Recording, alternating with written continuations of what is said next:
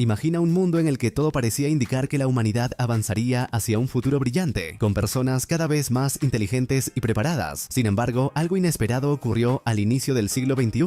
En lugar de que la evolución seleccionara a los más sabios y capaces, las comodidades del mundo moderno hicieron que cualquier persona, sin importar su inteligencia, pudiera reproducirse sin ningún tipo de restricción. La humanidad, sin depredadores naturales que controlaran su número, comenzó a multiplicarse sin freno. Los más inteligentes, aquellos con la capacidad de planificar y pensar en el futuro, empezaron a ser una especie rara, casi en peligro de extinción. Aquí es donde conocemos a Trevor y Carol, una pareja brillante con coeficientes intelectuales de 138 y 141, respectivamente. Ellos querían tener hijos, pero decidieron esperar el momento adecuado. Querían asegurarse de que todo estuviera perfecto antes de dar ese gran paso. Mientras tanto, en otro lado de la ciudad, Cleveland, con un coeficiente intelectual de 84, y su novia Trish, ambos carentes de inteligencia superior, descubren que ella está embarazada de su quinto hijo. Pasan 5 años, Trevor y Carol siguen esperando, ahora preocupados por la inestabilidad del mercado, mientras que Trish está esperando su sexto hijo, y 2 mujeres más están embarazadas de Cleveland, quien no ha dejado de multiplicar su familia. 5 años después, Trevor y Carol finalmente deciden que es tiempo de tener un bebé, pero al hacerse los estudios descubren que Trevor es infértil. Su cuerpo simplemente no produce la descendencia láctea necesaria. Mientras tanto, Cleveland sigue con su misión de poblar el mundo. Su familia ya ha superado la decena de hijos, y uno de sus adolescentes comienza a seguir sus pasos, copulando con las porristas de su escuela. Otros 5 años pasan, y aunque Cleveland sufre un accidente casi mortal, la ciencia médica lo salva, y su habilidad para tener hijos regresa con más fuerza que nunca. Ahora su descendencia es suficiente para formar un pequeño ejército. Del otro lado, Trevor no tiene la misma suerte. Un día, mientras se preparaba para una inseminación artificial, sufre un infarto y fallece. Carol, aunque triste, se consuela con el hecho de que ha congelado sus óvulos, esperando el momento en que llegue el hombre correcto. Cleveland y sus hijos, en cambio, no se preocupan por planificar nada. Ellos actúan por instinto, como animales, sin importar el lugar o las circunstancias. Así llegamos al año 2005 en una instalación militar en Washington, D.C. Aquí conocemos a Joe Bowers, un bibliotecario del ejército, un hombre común y corriente. Su vida da un giro inesperado cuando su superior, el sargento Keller, le dice que lo han seleccionado para un nuevo trabajo más importante. Joe, que disfruta la tranquilidad de su puesto, no quiere cambios. Su trabajo consiste en no hacer casi nada, y eso es lo que más le gusta. Planeaba pasar los próximos 8 años en paz hasta que llegara su pensión, pero Keller le informa que la orden viene de más arriba, así que no tiene opción. En una reunión secreta de los altos mandos, el oficial Collins explica que Joe ha sido elegido para un proyecto especial, la criogenización de los mejores hombres del ejército, para ser descongelados en el futuro cuando sean necesarios. Aunque Joe no es uno de los mejores, su rendimiento promedio en todas las áreas lo convierte en el candidato perfecto para representar al hombre común, y al no tener familia ni hijos, nadie hará preguntas si algo sale mal en el experimento. Después de mucho buscar, los investigadores no lograron encontrar a la mujer perfecta para su experimento, así que como última opción decidieron explorar el mercado privado de las calles nocturnas. Fue allí donde se encontraron con Rita, una mujer que, aunque un poco reacia al principio, aceptó participar a cambio de que le quitaran ciertos cargos delictivos y le dieran una buena suma de dinero. Sin embargo, para cerrar el trato tuvieron que negociar con su padrote, un hombre bastante imponente llamado Upgrade D. Este personaje, con una sonrisa astuta, acordó prestar a Rita por un año, siempre y cuando la policía le diera ciertas facilidades para seguir manejando su negocio nocturno. El oficial Collins, uno de los encargados del experimento, se encontró en una situación incómoda. Para ganarse la confianza de Upgrade, tuvo que hacer un pequeño sacrificio: contratar los servicios de las trabajadoras que este ofrecía. Con un suspiro y algo de resignación, Collins explicó a sus compañeros que el experimento de congelamiento experimental comenzaría al día siguiente. Si todo salía bien, podrían congelar a los humanos por tiempo indefinido, algo que cambiaría la historia para siempre. Finalmente llegó el momento en que Joe y Rita se conocieron en la enfermería de la base militar. Joe, curioso, le preguntó a qué unidad pertenecía. Rita, con una sonrisa juguetona, le respondió que trabajaba en el sector privado, lo que hizo que Joe se intrigara aún más. Ella, siguiéndole la corriente, le dijo que era una especie de artista. Cuando llegó la hora de entrar en las cápsulas de criogenización, Rita comenzó a sentir miedo. Justo cuando el sistema estaba por activarse, quiso salir corriendo, pero Joe, con voz calmada, la tranquilizó. Le aseguró que no había nada de qué preocuparse, ya que seguramente habían hecho pruebas con animales antes. Rita, aún nerviosa, murmuró que su supuesto novio, Upgrade, nunca le mencionó nada sobre recibir una droga que la hiciera dormir. A pesar de sus dudas, decidió seguir adelante con el trabajo. Así, ambos recibieron la dosis y una vez dormidos, el frío los envolvió, congelándolos por completo. Fueron trasladados a un búnker secreto, donde quedarían bajo la supervisión de Collins. Pero como en las mejores historias, algo salió mal. No mucho tiempo después, Collins fue arrestado debido a sus vínculos con Upgrade y sus negocios turbios. El escándalo que siguió fue tan grande que la base militar fue desmantelada y destruida antes de que pasara un año. Los escombros de la demolición cayeron directamente sobre las cámaras de criogenización, enterrando a Joe y Rita Rita en un olvido helado. Mientras tanto, la humanidad seguía su curso, pero no hacia el progreso que se esperaba. Con el tiempo, las personas se volvieron cada vez más tontas, porque los más ignorantes se reproducían sin control. El coeficiente intelectual mundial empezó a bajar, y aunque algunos tenían la esperanza de que la ingeniería genética pudiera corregir esta tendencia, el mercado tenía otras prioridades. Las mentes brillantes del mundo, en lugar de salvar a la humanidad de su declive, se dedicaron a inventar tratamientos para evitar la caída del cabello y prolongar la vida de los miembros viriles durante la copulación, y así la estupidez global continuó su imparable ascenso. La humanidad se volvió tan tonta que ya ni siquiera podía resolver problemas básicos, como qué hacer con toda la basura que acumulaba. En lugar de buscar una solución, decidieron simplemente apilarla en enormes montañas, dejando que los basureros crearan auténticos monumentos de desperdicios. Un día en el lejano año 2505, un camión de basura cualquiera llegó a una de esas montañas para descargar su carga, pero algo inesperado ocurrió. Ese último montón de basura fue la gota que colmó el vaso, provocando una gran avalancha. La montaña de basura se desplomó y, entre todo el desastre, desenterró una vieja cámara de criogenización que había estado oculta por siglos. La cápsula rodó y rodó hasta que finalmente fue a parar dentro del apartamento de un hombre llamado Frito Pendejo.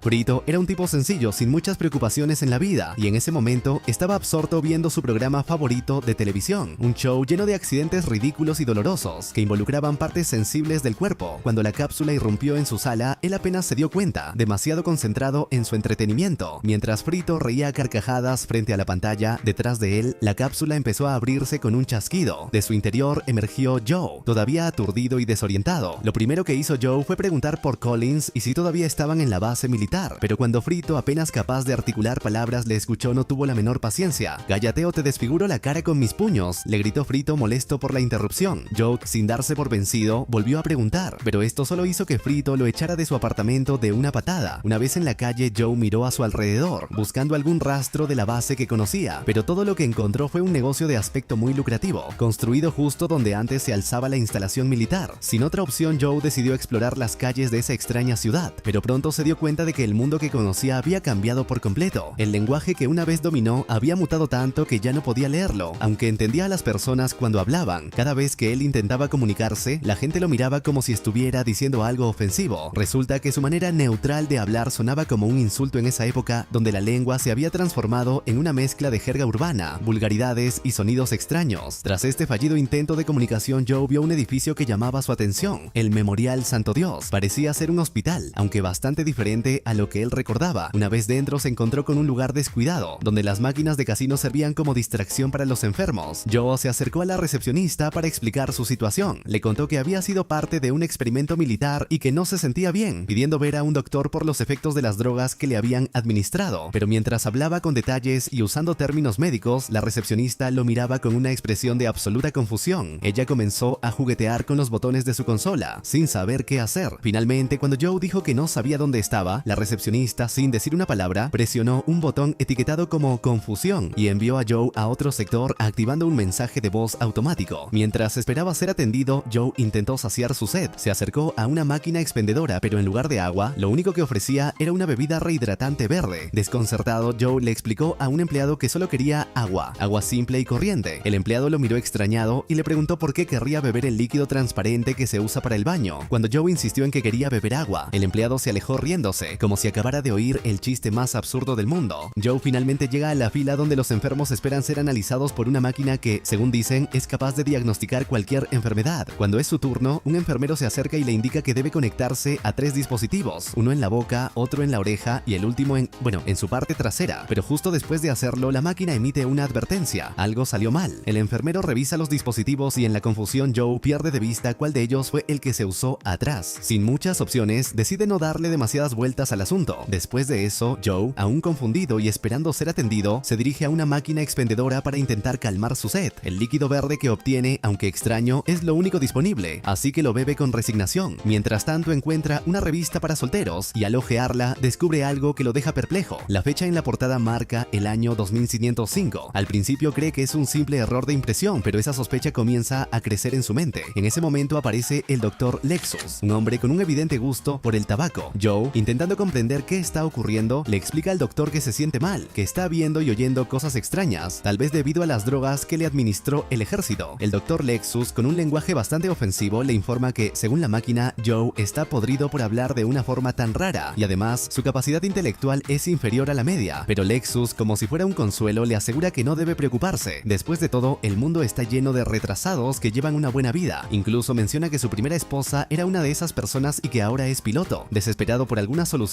Joe insiste en recibir algún tipo de medicación, pero Lexus, con indiferencia, le pide que primero escanee el tatuaje que todos tienen en la muñeca para poder cobrarle. Joe, al mirar el recibo, ve que también marca el año 2505, lo que lo lleva a darse cuenta finalmente de la cruda realidad. Ya no está en su época, y el mundo en el que ha despertado es un auténtico basurero. Mientras Joe procesa esta revelación, el Dr. Lexus, dándose cuenta de que Joe no está registrado en el sistema, entra en pánico y activa las alarmas. En ese instante, Joe comprende que todas las personas que conocía están muertas, que ha sido transportado a un futuro absurdo y sin opciones. Decide huir del hospital, corre por las calles prestando más atención a su entorno, y lo que ve solo aumenta su asombro. Los anuncios publicitarios promueven el tabaco con eslogans que insultan a los no fumadores, y el cine más popular del país, llamado Trasero, solo proyecta imágenes de glúteos flácidos durante 90 minutos, lo que provoca carcajadas incontrolables en la audiencia. Al caer la noche, hambriento y buscando algo de comida, Joe se topa con una máquina de papas fritas. Observa a una mujer que, furiosa, se pelea con la máquina, alegando que fue estafada y que sus hijos tienen hambre. En respuesta, la máquina la rocía con un tranquilizante, dejándola fuera de combate. Cuando Joe se queda solo, intenta obtener algo de comida de la máquina, pero su suerte no mejora. En ese momento aparecen unos policías que, al principio, lo confunden con la mujer hambrienta. Pronto se dan cuenta de que Joe no tiene ningún registro en el sistema y, sin más preámbulos, lo arrestan. Antes de ser llevado, Joe recuerda a Rita, la mujer que estaba congelada junto a él, y pregunta por ella, pero los policías, sin ningún interés en escucharle, lo reprimen con gas, dejándolo aún más desconcertado. Así es como Joe termina en una jaula, llevado a un juicio que ya está decidido en su contra antes de comenzar. El público lo abuchea y le arroja basura, sin saber siquiera por qué. En el tribunal, Joe se da cuenta de que todas las autoridades, incluido el juez, son tan poco brillantes como el resto de la población. El juez, con aire solemne, le informa a Joe que, como no tiene dinero, la corte le proporcionará un abogado. Para sorpresa de Joe, su defensor resulta ser Frito, el mismo hombre que lo había echado de su departamento. El juicio es una farsa desde el principio. El fiscal, con un tono acusador, comienza diciendo que Joe ya es culpable solo por su apariencia, y Frito, en lugar de defenderlo, añade que también habla raro. El fiscal continúa presentando pruebas, recordando que Joe no pagó en el hospital y que no tiene el tatuaje reglamentario, y le aconseja al juez que golpee su martillo y lo declare culpable. Frito intenta objetar, pero su defensa es aún peor. Le revela al juez que Joe destrozó su apartamento y que no tiene dinero para pagarle, además de que lo interrumpió mientras veía su programa favorito. Desesperado, Joe intenta explicar su situación de manera lógica, pero las mentes cortas a su alrededor solo se ríen y es declarado culpable. Mientras tanto, en otro rincón de este extraño futuro, Rita se despierta y lo primero que hace es intentar contactar a Upgrade por teléfono, pero en este nuevo mundo, hacer una llamada cuesta la exorbitante suma de $2000. Justo cuando está intentando hacer la conexión, un hombre desesperado se acerca a ella, ansioso por contratar sus servicios. Con una sonrisa astuta, Rita acepta, pero le dice que tendrá que esperar un par de días. Para aprovecharse de la situación, empieza a cobrarle por cada hora de espera, acumulando billetes que, al notar que son diferentes, la hacen pensar que solo ha pasado un año desde que fue congelada. Mientras tanto, Joe es llevado por la policía hasta una máquina que está diseñada para tatuar un código personal en cada ciudadano. Pero como era de esperarse en este mundo desordenado, la máquina no entiende las indicaciones de Joe y termina registrándolo con el nombre de no seguro. Más tarde, mientras lo trasladan, un guardia le explica que deberá someterse a una prueba de coeficiente intelectual para determinar qué trabajo le asignarán en prisión. Una vez frente a la computadora, con el guardia apuntándole a la cabeza, Joe responde sin problemas a preguntas de lógica y matemáticas simples. Aunque el ambiente es intimidante, Joe mantiene la calma y supera la prueba con facilidad. Ya dentro de la prisión, Joe observa con horror cómo los guardias alimentan a los presos lanzándoles la comida como si fueran animales en un corral. Justo en ese momento, un preso musculoso lo nota desde el patio y parece decidido a aplastarlo. Sabiendo que su vida está en peligro, Joe usa su inteligencia para convencer al guardia de que ese mismo día debería ser liberado. Aunque el sistema de registro indica lo contrario, Joe vuelve a engañar a los guardias y consigue escapar corriendo de la prisión. Libre nuevamente, Joe regresa al inmenso basurero, donde se da cuenta de que la televisión, patrocinada por productos absurdos, mantiene a la población distraída e ignorante. Decide volver a la casa de Frito, donde lo enfrenta y logra calmarlo, advirtiéndole que podría demandarlo y llevarlo a prisión por no tener dinero para pagarle como su abogado. Al oír esto, Frito, asustado, comienza a cooperar. Joe le pregunta si en ese tiempo ya han inventado la máquina del tiempo. Frito le revela que efectivamente existe una, pero es extremadamente costosa costosa y peligrosa, ya que puede alterar el espacio-tiempo. Joe, una vez más usando su astucia, convence a Frito de llevarlos hasta la máquina a cambio de abrirle una cuenta de ahorros en el pasado, lo que haría a Frito millonario en el futuro. Justo cuando están planeando su próximo movimiento, la policía llega y ellos deben escapar antes de ser atrapados. Por otro lado, Rita sigue aprovechándose del hombre desesperado, usando el dinero que le ha sacado para comprarse ropa. Cuando el hombre vuelve a preguntarle cuándo finalmente tendrán acción, Rita, sin perder la calma, simplemente le dice que regrese mañana, mientras sigue cobrando sin hacer nada. Justo en ese momento Joe aparece y convence a Rita de unirse a su aventura. Mientras caminan, Joe le explica a Rita la situación en la que se encuentran. Ella, preocupada por no haber pagado a Uppy Gerridet, menciona que él estará furioso. Joe, que no entiende bien la relación entre ellos, es engañado por Rita, quien le dice que Uppy Gerridet es simplemente su manager que le ayuda a vender sus obras. En medio de todo esto, Joe, sin darse cuenta, deja que su código sea escaneado, lo que pone a la policía tras ellos. Para empeorar las cosas, el auto de Frito sufre una avería, obligándolos a continuar a pie. Afortunadamente esto los salva, ya que poco después la policía destruye el coche vacío de Frito con una lluvia de balas y misiles, incluso derribando un avión por error. Al amanecer, Frito los guía hasta las afueras de la ciudad, donde llegan a los suburbios que rodean una gigantesca tienda Costco. Mientras avanzan, Joe le cuenta a Rita que ha engañado a Frito, haciéndole creer que va a ser millonario, para que los guíe hasta la máquina del tiempo. Rita, divertida por la astucia de Joe, decide seguirle el juego. Una vez dentro de la enorme tienda, Frito los guía por los interminables pasillos en busca de un vehículo que los lleve más lejos. Les explica que conoce el lugar porque tanto él como su padre estudiaron leyes allí. Mientras caminan, Joe observa con curiosidad que los servicios que antes ofrecían las meretrices en su tiempo ahora tienen nombres de comida, como café o pollo asado. Cuando Joe, Frito y Rita llegan al punto de espera para el vehículo que los llevará en su búsqueda, Rita decide hacer una rápida parada en el baño. Aprovechando el momento, Frito se acerca a Joe con una sonrisa pícara y le confiesa que le gustaría montar a Rita, utilizando sus movimientos prohibidos de cadera. Joe, incómodo y molesto, le ordena a Frito que se detenga, pero al hacerlo, su código personal, que había sido registrado erróneamente, se expone accidentalmente, revelando su posición en la tienda. Justo en ese momento, el vehículo que estaban esperando llega, y Joe se da cuenta de que la policía se está acercando rápidamente. En su desesperación, Joe considera dejar atrás a Rita y escapar solo. Su plan es regresar en el tiempo para evitar que el experimento de criogenización suceda. Sin embargo, al pensar en ello, se da cuenta de que si hubiera tenido éxito en detener el experimento, no estaría ahí en ese momento. Su mente comienza a enredarse en un bucle paradójico, lo que lo deja paralizado de confusión. Mientras Joe está sumido en sus pensamientos, el vehículo parte con Frito a bordo, dejando a Joe atrás. Antes de que pueda reaccionar, es rodeado y arrestado por la policía justo cuando Rita estaba regresando del baño. Pero esta vez, en lugar de ser enviado de regreso a la prisión, Joe es llevado directamente a la Casa Blanca. Sus sorprendentes resultados en la prueba de coeficiente intelectual han captado la atención de los políticos del país. Al llegar, es recibido por el secretario de Energía, un adolescente que apenas parece saber lo que hace. Con tono informal, le informa a Joe que, al parecer, es más inteligente que el mismo presidente Camacho, y por eso ha sido ascendido a secretario del Interior. Joe también conoce al secretario de Estado y al secretario de Defensa, un hombre gigantesco que parece tener pocas neuronas activas, riendo tontamente la mayor parte del tiempo. La procuradora general se presenta lanzándole miradas insinuantes a Joe y le menciona que el secretario de Educación es el más tonto de todos, pero que tiene su puesto solo por ser familiar del presidente. Joe, incrédulo, insiste en que debe haber algún error. Explica que la prueba que realizó era demasiado fácil y que no tiene la experiencia necesaria para ocupar un cargo tan importante. Justo en ese momento hace su entrada el presidente Camacho, un hombre imponente conocido por ser 5 veces campeón de la UFC y una superestrella del cine para adultos. Camacho, con aire de superioridad, se acerca a Joe y lo examina de arriba abajo, decepcionado por el tamaño de la cabeza de Joe, comparándola con su propio miembro viril. Luego, Joe es llevado a la Cámara de Representación, donde Camacho hace su entrada triunfal como una verdadera estrella de rock. Con un discurso explosivo, acepta que la situación del país es crítica. Hay hambre, tormentas de polvo y una escasez alarmante de papas fritas. Aunque el Congreso parece querer rebelarse por la negligencia del presidente, Camacho los calma disparando una ametralladora al aire como advertencia. Camacho anuncia que su plan es que Joe arregle todos los problemas del país gracias a su inteligencia. Promete que Joe lo logrará en una semana, y si no lo hace, Camacho asegura que lo devolverá a prisión sin más contemplaciones. Después de esta extraña ceremonia, Camacho y su caravana recorren la ciudad, mientras el presidente le revela a Joe que ha decidido otorgarle el perdón presidencial, ya que el Congreso ha creído en sus promesas. Más tarde, cuando el gabinete se reúne esperando órdenes de Joe, él decide traer a Frito como su consejero, con la esperanza de que pueda guiarlo hacia la misteriosa máquina del tiempo. Sin embargo, la mente confusa de Frito no logra dar indicaciones claras ni trazar un mapa útil. A lo sumo, puede guiar a Joe hasta un museo. Desesperado, Joe decide utilizar su nueva autoridad para buscar la máquina del tiempo por otros medios. En medio de estos preparativos, Joe insiste en que encuentren a Rita, ya que la considera una parte esencial de su nuevo plan. Sin embargo, el gabinete malinterpreta sus sus intenciones y asume que Joe solo quiere a Rita para divertirse. Como la idea les agrada, aceptan su petición sin cuestionarla. Más tarde, Joe y el gabinete se dirigen a los terrenos secos de cultivos en busca de una solución para la crisis alimentaria. Es en este lugar donde Frito, con mucho esfuerzo, le entrega a Joe un mapa que ha dibujado. Para su sorpresa, el mapa no es más que un montón de garabatos sin sentido. Justo en ese momento, el servicio secreto trae a Rita, aunque insisten en que ella es una trabajadora de la noche. Joe, sin darse cuenta de la verdadera naturaleza de sus comentarios, piensa que están confundidos. Aún así, decide aprovechar la situación y, siguiendo las costumbres locales, sugiere que se escabullirán tras unos arbustos para estar a solas. Una vez alejados de la vista de todos, Joe examina el mapa de Frito y se da cuenta de que no les será de ninguna ayuda. A pesar de esto, decide continuar con su búsqueda. Rita, por su parte, está preocupada de que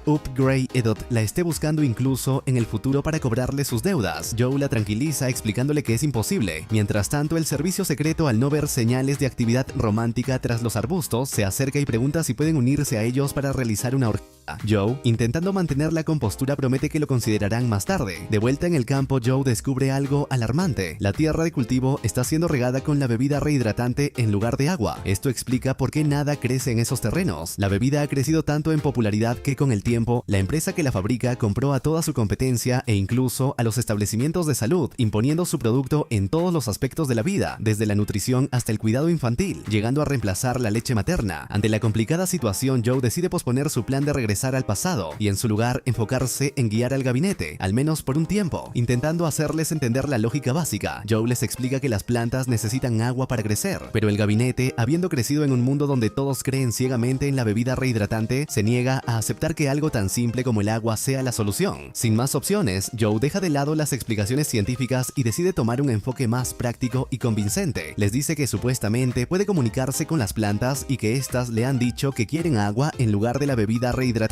Aunque la idea suena absurda, el gabinete, asombrado por la habilidad de Joe, finalmente accede a regar los campos con agua, aunque esta provenga de los baños. Esa noche, antes de dormir, Joe se sincera con Rita, confesándole que no se siente bien sabiendo que todo el país depende de su inteligencia. Rita, con una sonrisa comprensiva, le dice que quizás Einstein también veía al mundo de manera similar en su época, rodeado de personas que no comprendían su genialidad. Luego, agradecida porque sabe que fue liberada por el perdón de Joe, Rita le ofrece dormir a su lado en la misma cama. Sin embargo, Joe, con una mezcla de humor y respeto, rechaza la oferta diciendo que Grayet se enfadaría si supiera que su novia está en la cama con otro hombre. Esto desata una risa sincera en Rita, quien se da cuenta de la ironía de la situación. Al día siguiente, Joe y Rita son testigos de un escenario preocupante. La Casa Blanca está rodeada de manifestantes furiosos. El cambio de la bebida rehidratante por agua ha dejado a la mitad del país sin empleo, ya que la industria entera dependía de esa bebida. Alarmado por la situación, el gabinete convoca una reunión de emergencia con el gerente de la empresa responsable, exigiendo respuestas sobre el desempleo masivo y la inminente quiebra de la principal compañía del país. Sin más remedio, Joe admite que todo fue culpa del agua. Pronto los medios, con sus presentadores semidesnudos y musculosos, inician una campaña feroz contra Joe, acusándolo de ser un político negligente. La situación escala rápidamente y Joe es llevado a juicio por sus decisiones. Dado que no existen registros en video de lo ocurrido, la reportera Fornica Davis relata el juicio mediante dibujos, describiendo cómo Joe intentó explicar su plan con el agua. Sin embargo, el juez principal, dominado por la adrenalina y la ignorancia, ignoró sus palabras y lo declaró culpable, sentenciándolo a una noche de rehabilitación. Joe, al principio piensa que la sentencia no suena tan terrible, pero Fornica Davis rápidamente aclara que, en la rehabilitación de la semana pasada, el condenado fue aplastado por un camión monstruo para el deleite del público. Además, se rumorea que Joe será castigado por el temido Carne Suprema, un oficial retirado que ha decidido regresar solo para asegurarse de que Joe sufra el castigo más brutal posible. Esa noche, Rita visita a Joe en prisión y le pregunta si podría escapar como lo hizo antes, pero esta vez Joe le explica que lo han encadenado a una roca gigante para evitar que su inteligencia le permita burlar a los guardias. Sabiendo que su tiempo es limitado, Joe le aconseja a Rita que se marche a la máquina del tiempo sin él y que, una vez en su propia época, promulgue un mensaje de educación para evitar que el mundo caiga en la misma ignorancia que él está presenciando ahora. Antes de despedirse, Joey le pide a Rita que nunca deje de pintar y que continúe siendo la artista que es. Llega el día del castigo y el estadio se llena de un público ansioso por ver la brutalidad de la rehabilitación. Incluso el presidente Camacho se encuentra entre la multitud esperando con entusiasmo. Mientras tanto, Rita empaca sus cosas para marcharse y Frito se acerca para informarle que está listo para llevarla a la máquina del tiempo. Sin embargo, Frito se distrae rápidamente cuando nota que el programa de rehabilitación ha comenzado, olvidando a Joe en un instante. En la arena, Joe y su roca son llevados al centro del espectáculo. Los oficiales de la rehabilitación se presentan con sus imponentes camiones monstruos destructores. Para ridiculizar aún más a Joe, los guardias guardias le entregan un pequeño y viejo auto con un falo en el estandarte. Como la puerta no cierra debido a la cadena que lo ata a la roca, los guardias deciden subir la roca al auto, haciendo que todo el montaje sea aún más absurdo. Mientras Joe se prepara para enfrentar lo que parece ser su inevitable muerte, en otro rincón de la ciudad, Rita descubre algo asombroso. Una rosa ha comenzado a florecer en los jardines que habían sido regados con agua. Emocionada, se da cuenta de que el plan de Joe ha funcionado. Sin perder tiempo, Rita y Frito inician su viaje hacia la arena con la esperanza de salvar a Joe. En el camino, Rita observa con asombro que los campos de cultivo también han comenzado a germinar, confirmando que Joe tenía razón todo el tiempo. La carrera contra el reloj comienza, mientras Joe enfrenta su destino en la arena, ignorando que la esperanza florece a su alrededor. En la arena, todo estaba listo para el gran enfrentamiento final. El público esperaba ansioso la llegada del temido Carne Suprema, un gigante de la brutalidad que llegaba en un camión tan inmenso que no cabía por la entrada. Al intentar abrirse paso a la fuerza, su vehículo terminó atrapado en el concreto, enterrándose por completo y dejando a todos sin palabras. El silencio era palpable y para evitar que el ánimo del público decayera, el presidente Camacho ordenó que la rehabilitación comenzara de inmediato. Los camiones monstruosos rugieron con furia, avanzando a toda velocidad con taladros giratorios listos para destruir. Pero en su primera maniobra, Joe, con astucia y un poco de suerte, logró pasar por debajo de ellos, perdiendo solo el techo de su destartalado auto. En ese preciso momento, Rita y Frito llegaron corriendo al lugar. Intentaron explicarle a Camacho que los cultivos habían comenzado a crecer gracias al agua, pero el presidente, con una ceja levantada, dijo que no había visto nada de eso. Mientras tanto, los camiones monstruosos rodeaban a Joe, preparándose para aplastarlo de una vez por todas. Pero justo cuando todo parecía perdido, Joe, en un desesperado intento de escapar, aceleró con todas sus fuerzas. La enorme roca a la que estaba encadenado se volcó hacia atrás, salvándolo en el último segundo cuando los camiones se estrellaron entre sí, destruyéndose en una explosión de metal y chispas. El público, que había estado al borde de sus asientos, se desanimó al ver que Joe había sobrevivido. Sin embargo, desde los escombros emergió Carne Suprema, armado hasta los dientes y listo para acabar con Joe de una vez por todas. Ante esta nueva amenaza, Rita decidió tomar cartas en el asunto. Sobornó a un camarógrafo para que trabajara para ella y se apoderó de los controles de transmisión, engañando al personal al hacerles creer que unas cariñosas estaban ansiosas por atenderlos en el pasillo. En la arena, Joe se protegió detrás de su roca mientras Carne Suprema lanzaba llamaradas furiosas en su dirección. Afortunadamente, el calor del lanzallamas destruyó la cadena que lo ataba, dándole a Joe la libertad de moverse. Aprovechando la oportunidad, corrió hacia los escombros de un camión, intentando idear un plan para sobrevivir. Mientras tanto, el plan de Rita parecía estar funcionando. Frito llevó al camarógrafo a los campos de cultivo para mostrarles la evidencia de que las plantas estaban creciendo, pero la situación se complicó cuando ambos se distrajeron con un anuncio que promocionaba un descuento en las cariñosas del café, con deslactosado incluido. Sin embargo, Joe aprovechó el momento para llegar al micrófono del presentador y desde allí se dirigió al público. Con una voz cargada de sinceridad, les explicó que ni siquiera sabía por qué había sido condenado. Les recordó que nunca se había proclamado como la inteligencia suprema. Fueron ellos quienes le dieron ese título. Les pidió que tuvieran fe en su trabajo en los cultivos y les rogó que consideraran si realmente querían vivir en un mundo donde la ley consistiera en matar a alguien que solo quería ayudar. Pero el público, lejos de conmoverse, se burló de sus palabras y la cacería se reanudó con más violencia. Joe, decidido a no morir, se aferró al micrófono, pero Carne Suprema, dominando el campo de batalla, parecía inevitablemente cerca de capturarlo. Mientras tanto, Frito, tras disfrutar de los servicios nocturnos, finalmente recordó su misión. Al leer un letrero recordó el plan y cuando el camarógrafo cuestionó su hombría por intentar usar su cerebro, Frito respondió con un golpe que hizo caer la cámara justo frente a una planta florecida. Inmediatamente, Rita transmitió la imagen en la televisión nacional. Por fin, Frito mostró los campos de cultivo en la transmisión en vivo, demostrando a todo el país que Joe tenía razón. Justo cuando Carne Suprema estaba a punto de incinerar a Joe, el presidente Camacho intervino salvándolo en el último segundo. Con una sonrisa amplia, Camacho anunció a todos que Joe acababa de ganarse el perdón presidencial. La Casa Blanca estalló en celebración con una fiesta en su honor. Durante los festejos, Joe agradeció a Rita por intervenir en el momento crucial, y aunque confesó que echaría de menos a las personas de ese tiempo, no podía evitar sentirse agradecido por haber sobrevivido. De repente, Rita sorprendió a Joe al revelarle que había decidido quedarse en el futuro. La vida que llevaba en su época no le gustaba y planeaba empezar de nuevo aquí. Además, le habían ofrecido un puesto como directora de la empresa Cariñosas Starbucks. Joe, aunque sorprendido, aceptó su decisión, pero le pidió que no dejara de pintar. En medio de la celebración, Frito conoció a su streamer favorito, famoso por bromas escrotales, y le mostró su respeto con un golpe amistoso. El presidente Camacho tomó la palabra una vez más y anunció al mundo que había decidido nombrar a Joe como su nuevo vicepresidente. Joe, al principio, intentó declinar el puesto, explicando que debía regresar a casa, pero al ver que todos a su alrededor seguían siendo igual de tontos y que probablemente acabarían destruyendo la tierra pronto, cambió de opinión y decidió quedarse para intentar solucionar los problemas del futuro. La revelación final llegó cuando Joe, Rita y Frito descubrieron que la supuesta máquina del tiempo tiempo no era más que una atracción de feria. El paseo de historia presentaba una versión distorsionada del pasado, donde Charles Chaplin intentaba conquistar Europa con un ejército de dinosaurios durante la Segunda Guerra Mundial. Frito, sin ningún remordimiento, admitió que no había dicho nada porque sabía que solo así Joe mantendría el trato de pagarle. Joe, resignado, le explicó a Frito que, al no poder regresar al pasado, no habría cuenta de banco ni dinero para él. Con el tiempo, Joe ascendió al rango de presidente, con Frito como vicepresidente y Rita como primera dama. Juntos enviaron un mensaje de esperanza al mundo, prometiendo que la era del raciocinio regresaría para arreglar todo el caos. Años después, Joe y Rita tuvieron 3 hijos, quienes se convirtieron en los más inteligentes del mundo. Al mismo tiempo, Frito y sus 8 esposas dieron a luz a 32 hijos, considerados los más tontos que jamás haya visto la Tierra.